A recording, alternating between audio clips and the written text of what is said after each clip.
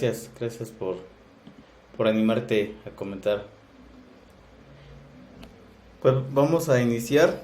Eh, Esa es la segunda parte. No sé si tuviste oportunidad de entrar en la primera parte en la que platicamos sobre este OWASP Top 10.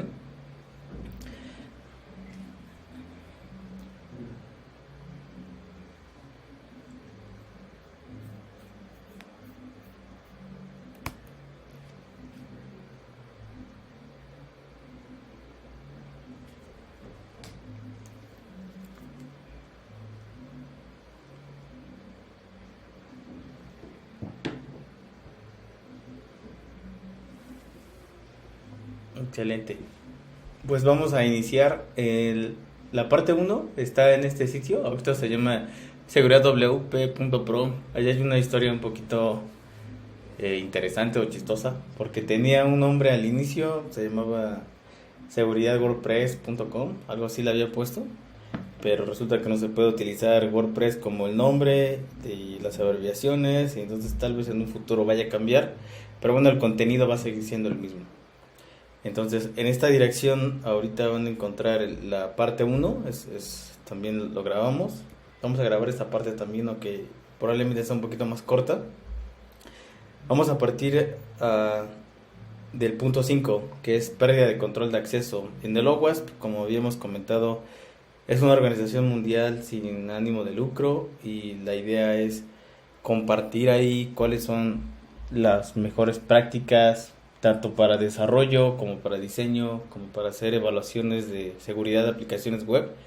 Sí, pero ahora ya están metiendo también seguridad en Internet de las cosas, en cloud, dispositivos móviles. Entonces hay muchos proyectos de los que se pueden apoyar. Este control, el A5, es para la pérdida de control de acceso, como lo comentamos. Se refiere más a aquellas restricciones que se supone deberían de estar implementadas en las aplicaciones. Por ejemplo, aquellas aplicaciones que tienen usuarios y contraseñas, que tienen módulos de usuarios, perdón, donde hay usuarios con privilegios, ya sean mínimos o máximos, como un administrador de sistemas. Y este es un ejemplo de código, el que dice escenario 1. No sé si la mayoría de los que están conectados tengan un perfil de programador, pero si no, les comento que cuando haces aplicaciones web, cada vez que haces clic en un link o en un formulario, llenas un formulario y das clic en el botón de enviar o submit, estás haciendo, o internamente a tu navegador está haciendo solicitudes o request HTTP, utilizando el protocolo HTTP, y muchas veces se utilizan métodos que se llaman método get o método post, como en este caso vemos la segunda línea donde dice escenario 1, entre paréntesis que dice request.getParameter, y luego viene act, que es el nombre de esa variable que se está enviando, ¿no? Ese es el nombre y se está mandando su valor también. Entonces muchas aplicaciones tienen, por ejemplo, como parámetro principal aplicaciones que son muy vulnerables, ¿no? Que están mal diseñadas y mal programadas, en el que en la URL dice perfil igual a 1 o perfil igual a usuario, y tú lo puedes modificar. Muchas veces eso no es que haya sido diseñado para modificar, sino que no están validando, y en vez de que diga usuario, tú le pones admin o juegas con esos caracteres o esos valores de los parámetros, y cambia a otra aplicación, no te deja entrar a otro acceso, te permite el acceso a una zona a la que no deberías tener acceso. Entonces, en OWASP, como decíamos, hay muchas aplicaciones que se pueden utilizar para probar. Ellos hicieron una máquina virtual. Es un proyecto que se llama OWASP Broken Web Apps, es una máquina virtual donde recopilaron muchas aplicaciones que son vulnerables, a propósito, por diseño o para entrenamiento, como esta que tenemos aquí. Esta es una máquina virtual, les decía. Cuando la descomprimes y la descargas en tu máquina, la descargas en la máquina, la descomprimes, vas a ver varios archivos como estos. Es para que se ejecuten, en este caso es un VMware, carga una imagen que es un Linux y al final tienes acceso por web, ¿no? Y este es el listado, inventario de aplicaciones que puedes utilizar para hacer pues entrenamiento, hacer un training. Hay varios, ¿no? Yo creo que igual después podríamos hablar de cada una de ellas o agarrar una de estas aplicaciones y ahora sí hacer un hands-on, hacer como un taller allí, un workshop, ¿no? Porque ahorita es nada más una introducción, es que es la definición de ese top 10 WASP y, y alguna descripción y un ejemplo, ¿no? No estamos profundizando en este tipo de ataques. No sé si alguien tiene alguna pregunta sobre qué es esto de la máquina virtual o no ha virtualizado nunca, pues lo podemos revisar también. Bueno, lo estoy utilizando, estoy agarrando, es una aplicación, dice Waco Pico, pero es una aplicación también vulnerable. Y lo que quiero es que vean cómo se hace el análisis o la identificación de este tipo de vulnerabilidades que decíamos, que se llaman pérdida de control de acceso, o cuando son controles mal diseñados para diferenciar entre los privilegios, ¿no?, de los administradores. Aquí, más que hacer alguna inyección, tal vez es algo muy sencillo. Lo primero que hay que hacer, como decíamos en las conversaciones anteriores, pues hay que analizar el sitio, ¿no? Hay que ver qué módulos tenemos. Aquí, por ejemplo, cuando entras a la página principal, pues podemos ver el home. Aquí hay una parte de subida de archivos. Ese es un módulo de subida de archivos. Aquí está otra vez otro tab de upload, pero ese ya nos pide un login, ¿no? Una autenticación. Además voy a hacerlo en una ventana de incógnito.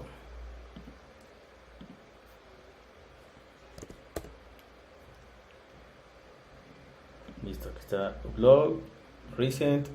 Esta aplicación es como una aplicación de fotografías en la que tú subes un álbum de fotos y me parece que estas las imprimen o ese es el objetivo. No es una aplicación simulada, es vulnerable a propósito, ¿no? Y aquí tiene un libro así como de invitados para que lo firmen. Entonces, ¿qué haríamos aquí? Registramos, crear una nueva cuenta, ¿no? Vamos a aquí demo. Vamos a poner demo 1.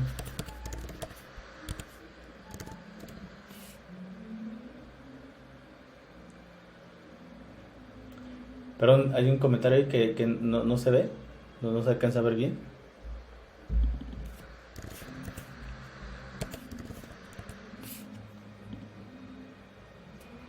A ver si lo hago así más grande, se ve mejor.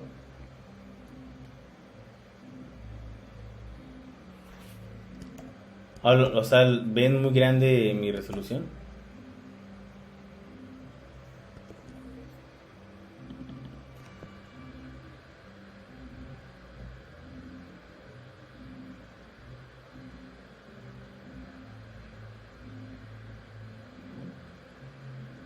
Yo creo que sí es tu máquina, porque no está haciendo zoom. Pero bueno, si lo voy explicando, si tienes duda, lo revisamos, o no sé si puedas hacer. Ok. Bueno, aquí lo que estamos haciendo es crear un usuario en la aplicación. Pongo demo 1. Y yo lo que hago generalmente es poner una contraseña muy sencilla. Estoy haciendo la prueba de crear un usuario y desde aquí quiero revisar qué políticas tiene o qué validaciones tiene a la hora de crear el usuario y de crear una contraseña que sea sencilla de adivinar, como ahorita nombre de usuario y la contraseña que sea la misma, ¿no? Aquí nos permite darla de alta. El objetivo no es ese, sino revisar cómo nos devuelve la sesión o el inicio de la sesión. Aquí, por ejemplo, la URL ya cambió. Dice Waco Pico users home.php. Entonces vamos a seguir buscando a ver si tenemos alguna página donde nos diga nuestro perfil. ¿Qué más? O algo en las fotos. No extraño. Aquí abajo hay otros menús. Dice Home, y dice admin. Esto parece ser un módulo del administrador, pero nos pide un usuario y contraseña. Y esto que es como el términos y condiciones. Entonces la parte interesante es esta de admin. Se supone que este es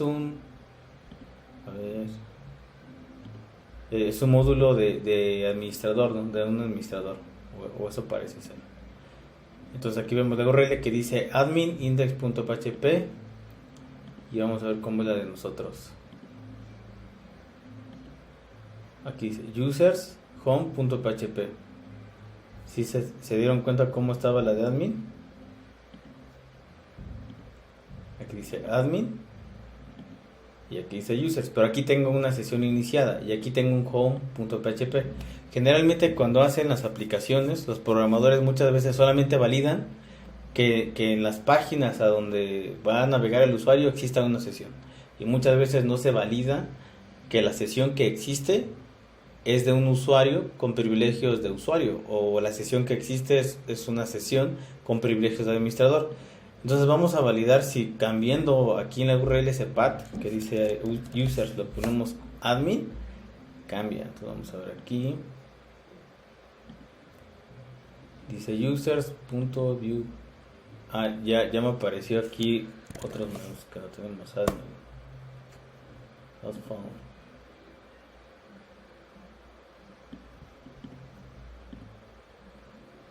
Entonces ese tipo de cambios son los que hacemos generalmente para poder hacer esas validaciones y saber si podemos tener acceso a una zona en la que se supone que no deberíamos de tener acceso. Entonces aquí vamos a probar admin. La contraseña aparte es muy sencilla, no es admin y nos da acceso al panel. Bueno, aquí debería haber un panel, aunque es una aplicación vulnerable a propósito, no está completo ese módulo, ¿no? El propósito era ver que se dieran cuenta en dónde se pueden modificar parámetros. Puede ser en la cookie, puede ser en la URL, puede ser en el JavaScript. Una vez que se envía, se puede capturar con un proxy local y tener acceso no tener acceso, sino la capacidad de manipular esos parámetros y probablemente evadir ese control de seguridad.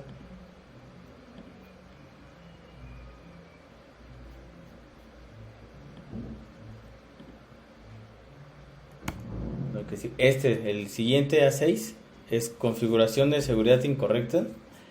Este está más relacionado cuando se instalan aplicaciones y se deja la configuración por default.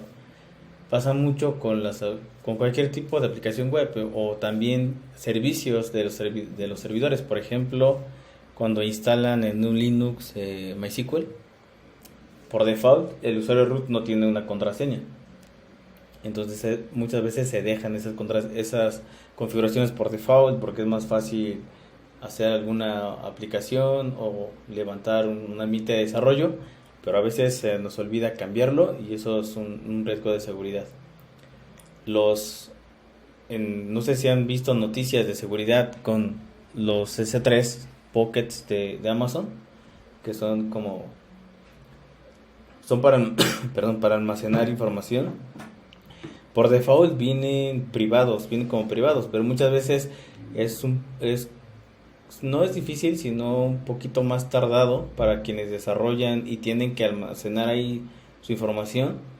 Deciden cambiar la configuración por default y ponérselas a su modo, ad hoc, una configuración ad hoc también, y le quitan esa protección y es cuando quedan libres y están disponibles por todo internet. O hay cabeceras HTTP mal configuradas, que son los headers en concreto, o mensajes de error que tienen contenido o información sensible. Por ejemplo, cuando traen alguna aplicación y ahí te muestra el error de que la sintaxis de SQL está mal hecha, o algún comando, a lo mejor la aplicación está esperando una cierta instrucción o una cadena de caracteres y la envías mal y falla la aplicación a propósito, y en ese momento le estás dando información al atacante de qué tipo de aplicaciones a la que se está enfrentando, qué base de datos. No, a veces vienen nombres de tablas, a veces vienen el log completo o el error, ¿no? A veces las dejan en la configuración en modo debug y eso hace más fácil hacer el análisis de una aplicación como esa. Del lado derecho, ahí vienen un montón bueno, aquí pueden ver usuarios y contraseñas de dispositivos router que están en internet. La vez pasada decíamos y dábamos unas recomendaciones de en dónde podían encontrar o cómo podían empezar a crearse unas listas de contraseñas, ¿no? Contraseñas por default. Y en GitHub también hay varias, ¿no?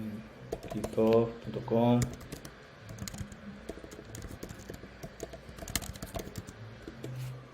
Password, y hay muchos aquí hay algunos, por ejemplo. Entonces, este punto de OWASP se refiere a todas aquellas aplicaciones que se instalan como estas de Tomcat y que no se cambian las contraseñas. Aquí, por ejemplo, estas son las contraseñas comunes que se encuentran en Tomcat en instalaciones pues no muy recientes. Tengo un ejemplo más adelante de eso, de las contraseñas que habían. Entonces, eso pasa con PHPMyAdmin, con MySQL, con Oracle. También hay muchas contraseñas por default y muchas veces se nos olvidan. Entonces, a eso se refiere este punto. Configuración de seguridad incorrecta, más que de desarrollo. Ahí tiene que ver mucho infraestructura también, quién hace la implementación.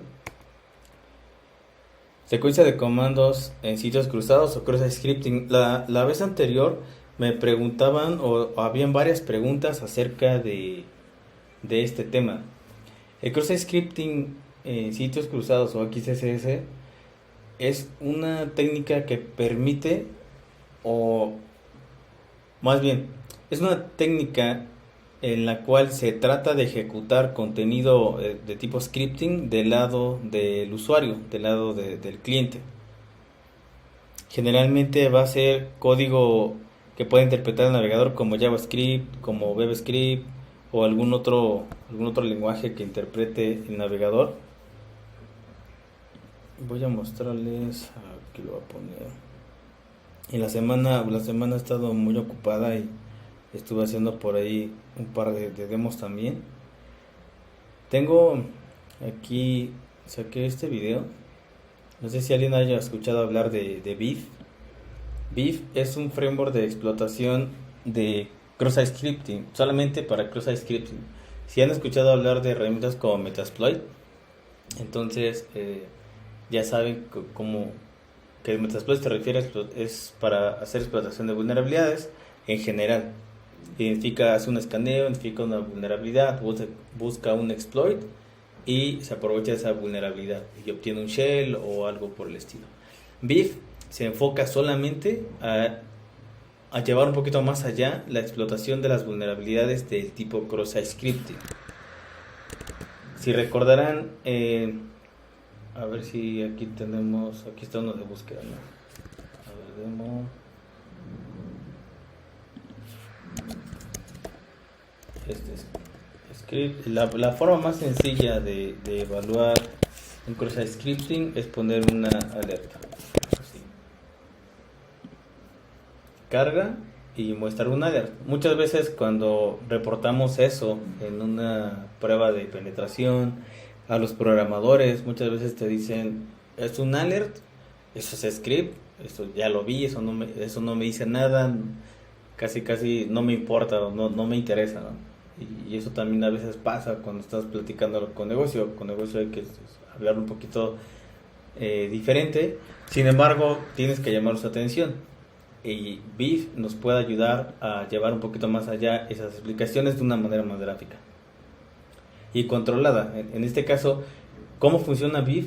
La idea es que en un sitio en el que en vez de que se refleje este alert 1, quede guardado en algún lado, o a lo mejor en vez de que sea un formulario de búsqueda, a lo mejor es un formulario como el que veíamos de firmar un libro, ¿no? O de poner un comentario. En vez de que pongas un comentario, tú pones un un comentario como el que veíamos aquí. Ahora sí lo vamos a un poquito más grande. Como este. Pones script, src y metes la ruta de un archivo JavaScript. Al ingresar esta cadenita, lo que estamos haciendo es que se va a almacenar en la base de datos. Entonces, la siguiente persona que llegue a poner un comentario aquí, cuando cargue esta página en memoria, en su navegador, va a cargar esta línea y no le va a mostrar un mensaje de alert. ¿Hasta ahí vamos todos bien? Ok, no se va a mostrar ese alert y en ese momento, del lado de Viv, cuando el atacante ya levantó su servidor, lo que va a hacer esa imagen, perdón, este código es establecer una comunicación con el servidor del atacante, pero quien va a hacer la comunicación es el navegador. Entonces lo que pasaría es esto. Voy a ir escribiendo. Ahí iniciamos sesión en Viv. Vamos a ver un panel en el que se encuentran todos los navegadores de los usuarios a los que se ha tenido, más los que se han conectado con Viv, que realmente se convierten en zombies. En realidad es eso, se convierten en navegadores como zombies y vamos a ir viendo poco a poco que puede ser un poquito más pues peligroso, ¿no? Es como el poder de cross scripting. Pues aquí está cargando. En este ejemplo, en el ejemplo de este video, lo hicimos un poquito diferente. Aquí vemos directamente el comentario, ¿no? en esta aplicación. En un ataque real, lo que se hace es primero identificar este sitio que es vulnerable, metemos el archivo, hacemos la llamada a ese archivo JavaScript, que es como nuestro código malicioso. Ya está en una página que no es de nosotros, sin embargo es vulnerable, y ya allí el atacante metió su código. Lo que hacen después es preparar un correo electrónico, este es un phishing, ahí ponen la URL, que aquí dice LinkedIn, pero en realidad cuando le ponen el ratón estaría apuntando a una página de este estilo, ¿no? Porque con cross-scripting tú puedes suplantar esta página por completo y pintarla como si fuera de LinkedIn. Entonces, imaginemos ese escenario, el usuario le va a dar clic ahí, aquí es un mensaje en el que le dice que su contraseña fue bloqueada, ¿no? Entonces, ahí le da clic. En ese momento, si vieron el cambio que se hizo aquí, en ese momento este navegador, el del usuario que hizo clic en el mensaje de LinkedIn, se conectó a Viv. Eso es todo lo que tuvo que hacer, simplemente darle clic, se cargó en el navegador y se registró con Viv. Entonces lo voy a adelantar un poquito, aquí ya está adelantando. Entonces para esta demo pusimos una página, un HTML y le pusimos linkedin.com.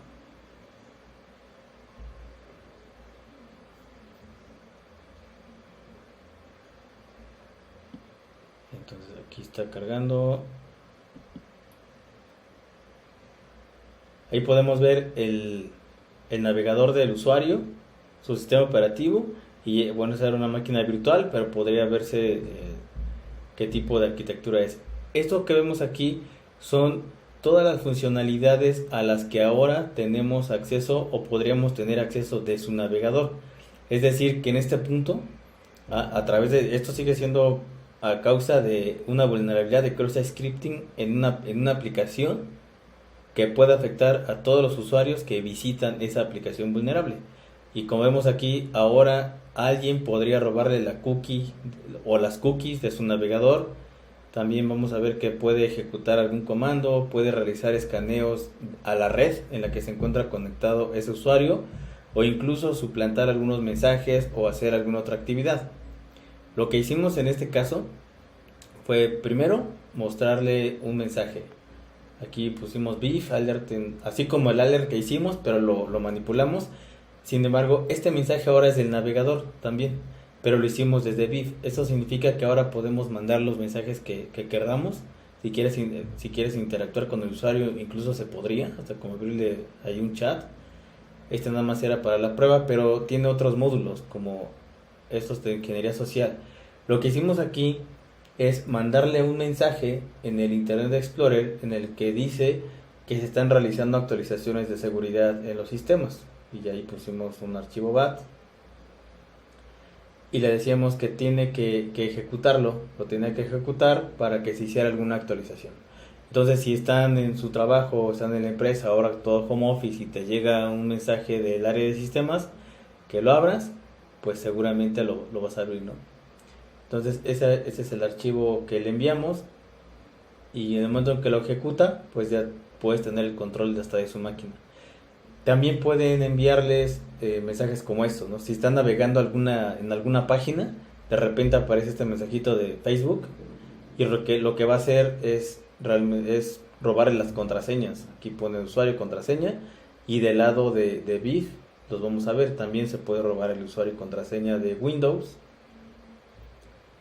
Aquí está, si lo alcanzan a ver, dice allá arriba: respuesta a usuario, corporativo y contraseña, super contraseña, ¿no?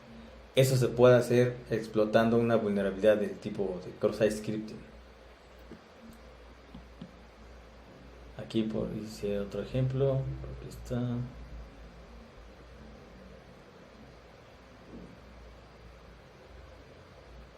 Bueno, identificar de dónde está conectado ese usuario. Puedes saber su dirección IP, quién es su proveedor de servicios y hasta el código postal en dónde está su conexión a internet, ¿no? De su proveedor. Entonces, puede ser una vulnerabilidad alta o crítica, por eso luego las marcamos así. Sin embargo, muchas veces los clientes o los programadores pues las minimizan, ¿no? O dicen, solo veo un alert, pero no puede ser más crítico que solo un alert. Esa parte de serialización insegura, en este no tengo un ejemplo ahorita. Yo creo que ese lo voy a grabar porque es un poquito más complejo, pero se refiere a la parte en la que una aplicación genera los datos para compartirlos con otra aplicación. Que esto pasa mucho con las aplicaciones orientadas a objetos, que tienen que compilar, que tienen que transformar datos. Se llama serialización, para que los puedan mandar a través de un canal en un formato que lo pueda recibir otro sistema. Ese sistema tenga que hacer esa deserialización y entonces puedan hacer la comunicación. Es muy común ahora en las aplicaciones que manejan APIs y utilizan formatos JSON y XML. En ese tipo de información, cuando la cachas con un proxy, también puedes hacer manipulación en esos valores, y también ocurren o explotación de alguna vulnerabilidad, como si fuera una inyección de SQL o una inyección de comandos. También se puede realizar, y también las que veíamos de bypass de controles, ¿no? Como los permisos de si eres un usuario, eres un administrador, ocurre lo mismo. Entonces estas se las debo. El A9 de componentes con vulnerabilidades conocidas, ese es más común de lo que pensamos. En mi experiencia, muchas de las pruebas que llegué a realizar de seguridad web tenía que ver con aplicaciones obsoletas, ¿no? Aplicaciones que tenían o estaban ejecutándose en este caso es un servidor de aplicaciones de Tomcat. Tú puedes tener una aplicación muy bien desarrollada en Java, tal vez, y que haga validaciones y que haga todo. Sin embargo, si el servidor en donde se ejecutan estas aplicaciones, ya sea un Linux o un Unix o el mismo Tomcat, no está actualizado, no tiene las últimas versiones, en esa página que vemos ahí es la página por default, ni siquiera tiene hardening básico. Entonces es más fácil identificar qué versión es, qué parches de seguridad han salido a lo largo de su vida, y nos pone pues las cosas un poquito más sencillas, ¿no? Para los que son atacantes, y más difíciles para los que, quien es programador, después quienes son administradores, y si hay un equipo de seguridad, pues también se le complica mucho la vida. Es más difícil ser un analista de seguridad del lado defensivo que el ofensivo, porque el ofensivo todo el tiempo está intentando, está probando hacer algún ataque o hacer que falle. Del lado defensivo todo el tiempo se la va a pasar analizando alertas de seguridad, ¿no? Y muchas de esas no son realmente vulnerabilidades o no son incidentes, y sin embargo se tiene que estar analizando. Entonces es más complicado estar del lado defensivo. En este ejemplo, aquí traigo un ejemplo. Lo que vimos en esta validación es que este servidor era ya no obsoleto, sin embargo ya tenía muchas versiones abajo, habían vulnerabilidades conocidas en las que se identificó el usuario y la contraseña default, como los que veíamos que estaban allí en GitHub. Entonces es fácil adivinar, muchas veces ni siquiera necesitas un ataque de fuerza bruta o de diccionario, sino simplemente probar primero las contraseñas por default. Les vas a identificar. Una de las cosas que hay que saber es cuáles son las URLs o los paths en esas URLs por default para ingresar a alguna zona. Por ejemplo, a la zona de administración de aplicaciones de Tomcat es por default 2.8080 diagonal manager, ¿no? Y ahí pones usuario y contraseña. Y ahí puedes ver todas esas aplicaciones que se suben en formato war.war, y puedes ahí cargar una nueva aplicación y después ejecutarla, ¿no? Llamarla como si fuera una página, un JSP. Entonces lo que hicimos aquí, primero identificamos ese servidor, identificamos el usuario y contraseña, vimos que podíamos subir más aplicaciones, y lo que hicimos fue crear un archivo malicioso, ese que se llama shell.jsp, lo amarramos a nuestra dirección IP para que solamente nosotros pudiéramos conectarnos, o más bien el servidor se conectara con nosotros, porque era un shell reverse, en el que quien se conecte a ese servidor hacia el atacante y no al revés. Eso hace que pueda evadir, o permite que pueda evadir, muchos controles de seguridad. Entonces lo que hicimos es crear este shell.jsp, después lo hicimos war, lo cargamos en Tomcat, y Tomcat generó ya la aplicación, o la compiló y ya nos la presentó. Y de esta manera, cuando tú ingresabas a esa dirección, digamos a ese dominio, y ponías diagonal shell.jsp, que fue el que creamos nosotros, se conectaba directamente hacia nosotros, hacia la máquina del atacante, y te devolvía una línea de comandos, que es esta que vemos del lado derecho, ¿no? Y ahí, como pueden ver, esa parte que dice NC-LV53, ese es Netcat. Lo que estamos haciendo ahí es, Netcat es una utilería que todos la van a conocer quienes se dediquen a ciberseguridad. Lo que hacemos ahí es abrir ese puerto y estar esperando a que se conecte y nos devuelva un shell. Así estaba pues programado para que funcionara. Y entonces cuando se conectó, la parte de 53 es interesante, porque estaba escuchando el puerto 53, que generalmente está reservado para solicitudes DNS. Entonces, cada vez que tú visitas una página, la que sea, antes de llegar a esa página utilizas un servicio de DNS. ¿Y por qué lo hicimos así? Porque muchas empresas tienen bloqueados muchos puertos, ¿no? Hay quienes no te permiten hacer conexión remota hacia base de datos, o conexiones remotas hacia servidores Windows y los famosos RDPs, pero sí te dejan navegar. Y para que te dejen navegar, muchas veces también se tiene que permitir ese servicio, que resuelva DNS. Entonces pues, te permiten el 53, y ese fue el que utilizamos. Entonces, si hubiera un IPS interno o un firewall interno, ignoraría ese tipo de solicitudes o de comportamiento, a menos que estuvieran bien configurados y alguien tuviera la idea de que alguien podría estar haciendo algún ataque a través de esos protocolos. Hoy en día muchas aplicaciones de seguridad o soluciones de seguridad en bancos principalmente, el gobierno, ya hacen ese tipo de validaciones, pero no todos, ¿no? Entonces eso nos da pauta al siguiente punto.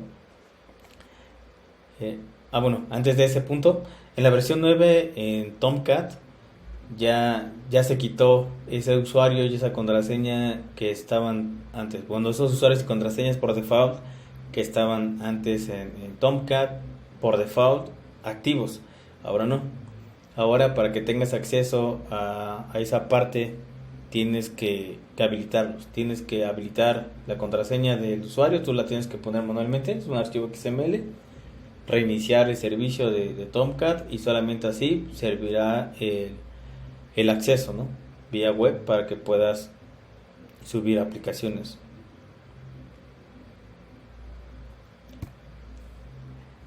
El top, bueno, el último del top 10, que es registro y monitoreo insuficientes. Este es uno de los más complejos. Este es nuevo, este no estaba antes. Tiene mucho que ver con la parte de respuesta a incidentes. Porque desde el punto uno de OWASP que estábamos viendo, yo creo que los más relevantes siguen siendo la inyección de SQL, de comandos, de JavaScript, bueno, cross-scripting. Esa parte de que te puedes hacer escalación de privilegios, de que muestre errores del sistema. Aparte de que muestre errores del sistema y de que muestra errores de la aplicación, son dos cosas distintas, ¿no? A veces cuando falla una aplicación web, el mensaje que te está mostrando puede ser el mensaje del sistema operativo. Y cuando pasa eso, significa que algo hiciste, que quien te respondió fue el sistema operativo y no la aplicación web. Entonces es muy probable que puedas ejecutar algún comando o saltarte algún control de la aplicación y llegar directamente al sistema operativo. Entonces, cuando se desarrollan aplicaciones web, muchas veces no se tiene en mente qué registros o qué logs o qué bitácoras de seguridad tenemos que estar almacenando. Muchas veces se enteran de cuáles son o los tienen considerados hasta que tienen que cumplir con algún requerimiento muy específico o hasta que la empresa tiene que cumplir con alguna regulación, ya sea nacional o internacional. En México, por ejemplo, es muy común ISO 27001, PCI, Ley Federal de Protección de Datos Personales, entre otras, ¿no? Pero solamente hasta ese punto es cuando se dan cuenta. Y muchas veces se pueden evitar muchos dolores de cabeza si esos monitoreos se hacen desde el inicio. Por ejemplo, saber que los servidores web por default generan mucha información en los logs, ya sea no importa, cualquier servidor web puede generar logs de que te pueden servir de monitoreo, ¿no? Más la base de datos también, el mismo sistema, los histories de los usuarios, el historial de comandos que están ejecutados, las bases de datos. Toda esa información se va a necesitar muchas veces para hacer un estudio de respuesta a incidentes. Ahí también te puedes dar cuentas cuando un usuario entró por el web, después se fue a la base de datos, después pudo llegar al sistema operativo y del sistema operativo empezó a saltar de servidores. Eso se le llama pivoteo, ¿no? O pivotear. Se refiere a eso, que a lo mejor yo ingresé primero en el servidor A través de una aplicación web vulnerable y a partir de ahí pude tener, como en este caso del Tomcat, a partir de este acceso tuvimos acceso a más de 50 servidores porque tenían un usuario en común y las contraseñas o las llaves estaban en ese mismo servidor. Entonces, eso pasa, no importa si es un servidor que está en una empresa, que está en mi casa o está en Amazon, eso puede pasar si no se llevan a cabo las precauciones de seguridad, ¿no? En todas las capas, no solamente está del lado del programador, pero yo sí considero muchas veces que si el sistema operativo tiene una versión bastante desactualizada, tiene vulnerables, tiene usuarios y contraseñas por default a nivel de shell, lo único que podría evitar que llegaran directamente es la aplicación web. Y si la aplicación web está también pues no muy bien desarrollada, por eso es más fácil hacer ese tipo de intrusiones, ¿no? Para los atacantes. Y bueno, hasta ahí como una breve descripción del OWASP. Más adelante ya entraremos a detalle por cada uno, dedicarles una sesión completa. Yo creo que estaría bien. Y me gustaría mostrarles antes el siguiente demo para continuar con lo del cross scripting. Lo voy a detallar también un poquito. En este caso nos quedamos en el del JSON, ¿no? Lo que hicimos fue enviar ese archivo BAT que se había creado. Ese es un archivo malicioso. Voy a entrar un poquito más. Bueno, esto que están viendo aquí se llama Empire. Este es otro framework de post-explotación. El propósito de este es que tú generas un archivo que va a ser un archivo BAT, que después invoca PowerShell en el sistema del usuario, y en ese momento, cuando el usuario lo abre o le da clic y permite que se ejecute, todo lo que va a pasar a partir de ese momento en la máquina del usuario se hace en memoria, no se guarda en el disco duro y incluso se puede destruir y no queda evidencia o rastro. Eso hace más difícil la detección y pues la respuesta a incidentes para determinar qué fue lo que pasó en ese equipo. Bueno, aquí este módulo que utilizamos dice Fake Notification Bar. Lo que estamos haciendo aquí, o la intención, es que cuando el usuario esté navegando en internet aparezca este mensaje que seguramente ustedes conocen. Cuando está navegando en internet Explorer, y entra en una página que parece riesgosa o necesitan actualizarse, es un aviso del propio navegador o de Windows, y dice: estamos realizando actualizaciones de seguridad en los sistemas, es necesario que ejecutes el archivo, o puedes poner otro mensaje. Entonces el usuario pues dice: de sistemas, no quiero que después me estén molestando, entonces lo voy a ejecutar una vez, y le da clic en ejecutar. Y en ese momento, fíjense lo que va a suceder.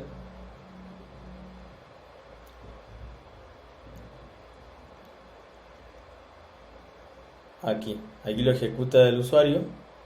Se abre una ventana, dice cmd.exe, es la línea de comandos, pero el usuario no tiene que hacer nada. Y aquí aparece la conexión del equipo del usuario con el atacante, muy similar a lo del servidor que veíamos hace rato. Sin embargo, aquí sí necesitamos la interacción del usuario. Pero a partir de este momento, el atacante ya tiene el control de esa máquina. Ya no importa si abre su navegador, si lo cierra, incluso ya no importaría si apaga su máquina. Este ataque o esta intrusión ya es persistente.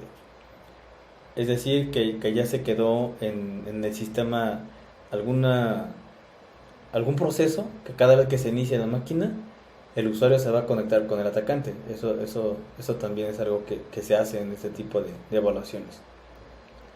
Todo esto que estamos viendo son módulos que ahora se pueden utilizar para seguir con el ataque o con esta, pues sí, con el ataque hacia el usuario. Tú puedes seguir ejecutando comandos, puedes inyectar otro proceso para poder ocultarte o para asegurarte otra manera de ingresar.